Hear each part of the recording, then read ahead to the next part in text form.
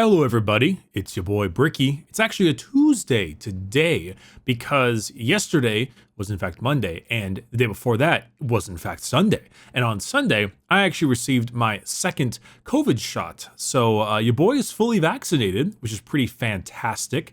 However, the second shot has varying results. For some people, it does nothing. For some people, you have maybe some slight aches and pains and your arm hurts in the arm which they gave you the shot in, or sometimes they actually have you go flat on your ass. For me, it was flat on my ass. I had pretty horrible muscle aches. I felt like I had a hard fever for pretty much the entire day, and it's so weird because I wake up today and I feel totally fine. But for most of Sunday and Monday, it was pretty rough. And so I didn't really have the energy, if anything, to make the video for Monday. So with that, I'm actually here to answer one of your questions in what normally is a Monday, but is actually a Tuesday video. Also, I will be uploading my parts of my Twitch stream that was from the Undertale playthrough.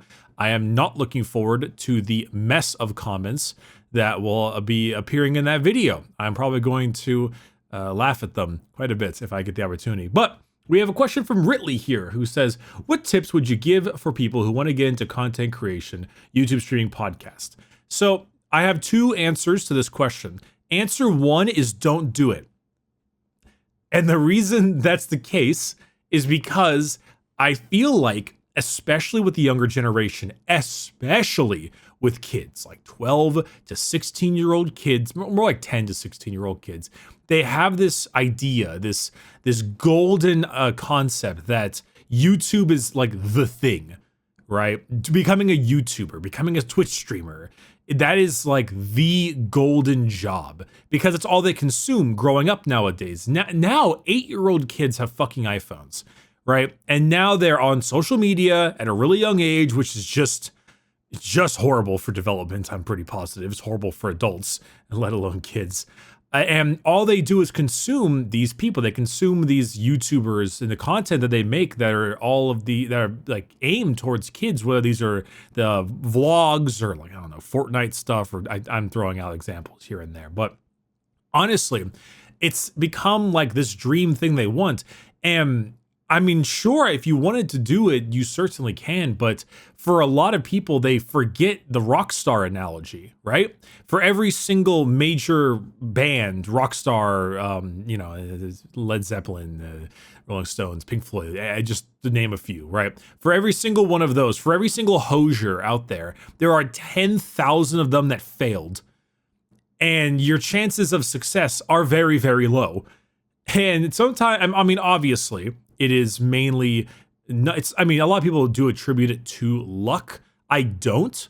I attribute part of it to luck. I generally think of it like playing D&D, where your roles are luck-based, but that's why you have advantage, buffs, spells, like the role-playing stuff. Like there's ways to sway it. That's your content creation, your marketing strategy, your thumbnails, your keywords, all that intricacy when it comes to making a video.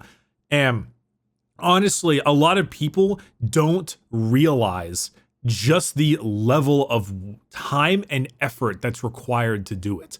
That does not realize how much you need to put into it. And not only that, but for the first 2 years or so, you're going to be doing it for jack shit pay. You're going to be basically working full time, if not more, on a side project that may never yield anything.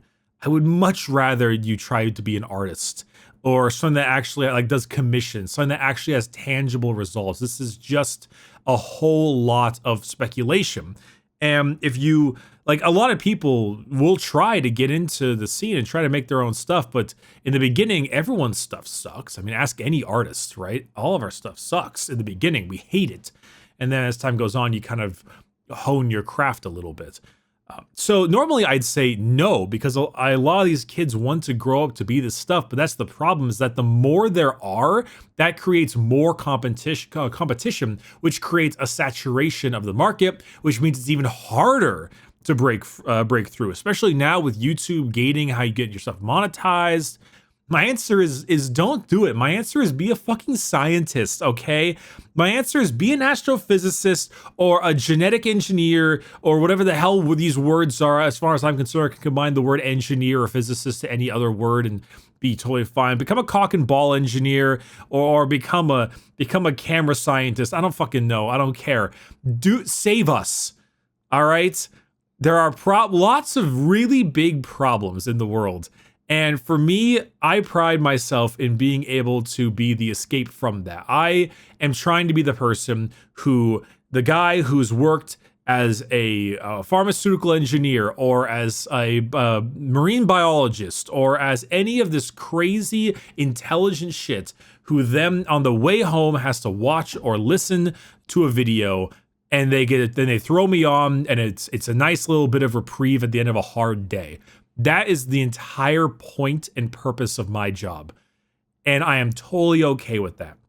You know, originally I wanted to become a firefighter and now I've given up on that dream. And do I miss it? Yeah, I definitely do a little bit. But even so, I was just never a firefighter, but like the ride-alongs and stuff I did.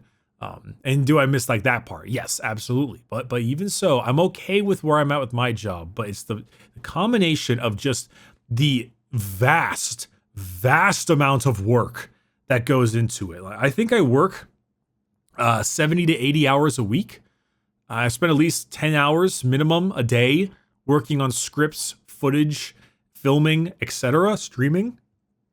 Like it is insane to the extent, and it's also the stress that comes with being your own like boss. Because that's the thing, right? I'll talk about, you know, the difficulties in doing this. And from an outside perspective, even when I was younger, I was like, oh, it seems easy as hell. You know, you're just playing video games or you're just talking to people. And to some extent, like streaming, I think is a lot easier than YouTube. YouTube is significantly harder than streaming. Absolutely.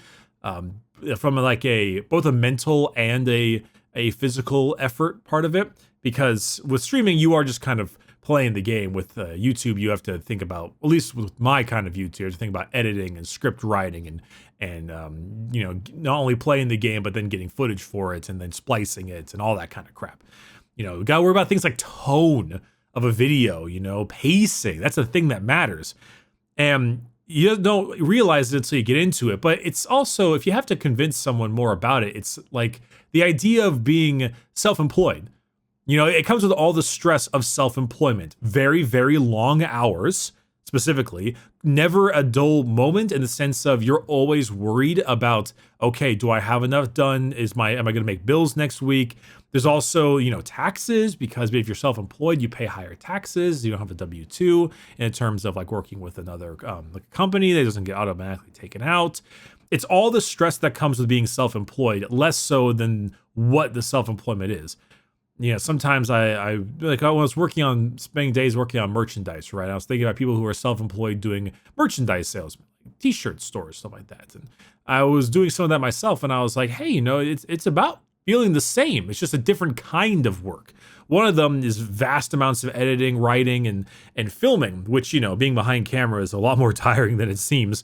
And on the other hand, it's traveling to the store, grabbing some stuff, picking some things up, getting a shipment. And it's all just different kinds of stuff. On one hand, it's nice to be able to just be in my room, in my chair, and going ahead and looking at what I'm doing or like kind of watching something else on the side and getting it to relax. On the other hand, it's kind of cool to be up and about. You know, I don't know how many of you spend time doing like a kind of like blue collar job where you drive a truck, you're a delivery man, you deliver like furniture, things like that. But sometimes driving from place to place is kind of soothing. I remember that when I was doing the ambulance work. It's kind of soothing, or like getting lunch on your break. I don't know. It's not like great, but sometimes it feels a little soothing. Just rarely. And also you have to deal with people, and that's never great because the public is the worst. But anyway, if I had to give you actual tips, I know I spent this whole time ranting, but if I had to give you an actual tip, is that you have to make sure you treat it as a side gig first, because like you might need that insane amount of time to really make it, but at the same time, don't jump for it, you know, slowly build it up and see if it is a thing that can even work first.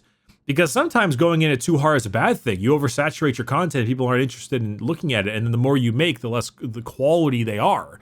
So if you want to check out streaming YouTube podcasts, here are my big five things, all right? Number one, make sure you play the game in terms of the internet. Search engine optimization. All right, what terms are being searched? How are they being searched? Find out what's being looked up and see if you can create your content around that. Number two, be seen. You know, if you're streaming on Twitch, don't stream League of Legends. You're going to be 5,000 people down with no viewers. Stream something where you can actually be seen. Stream a game that is popular but no one is currently streaming, like Dark Souls 2 or Fallout New Vegas or Stardew Valley, so you can be visualized a lot easier. Number three, don't, like, how do I explain this? Each bit of your content should not be skimped on. Make sure you have the right alert notifications, the right thumbnails. Put time in each and every one of it, because fake it till you make it. You gotta make sure you know what you're talking about, what you're doing. 4, you're an unpaid intern, basically. You will make no money for possibly years. Understand that when you get into it and don't expect it, okay? And number 5, do not complain. And that sounds like a weird one, but there is nothing more off-putting than a person on YouTube with 40 subscribers constantly bitching on Twitter about why they're not getting seen when they barely upload and don't seem like they care. It is infuriating. There is nothing more aggravating than someone who does not look like they're trying to put the work in, complaining that they're not getting rewarded. It's entitled, and it's infuriating. And it also makes people look at you like an idiot. So don't do that. Okay?